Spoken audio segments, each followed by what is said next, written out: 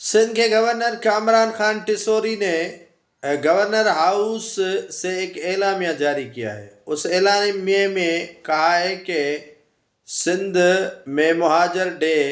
ان کا جو culture day ہے، وہ بھرپور طریقے سے گورنر ہاؤس منائے گا۔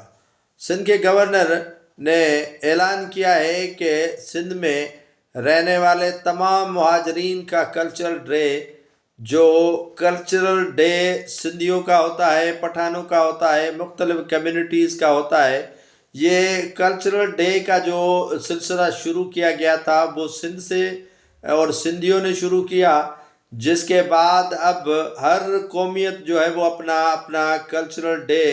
مختلف تاریخوں میں منانے کا سلسلہ شروع کیا ہوا ہے۔ اس میں گورنر کامران ٹسوری نے بھی فیصلہ کیا ہے کہ وہ مہاجروں کا کلچرل ڈے جو ہے وہ سرکاری سطح پر منائے، اور سرکاری سطح پر انہوں نے بحیثیت گورنر سندھ اعلامیہ جاری کیا ہے کہ وہ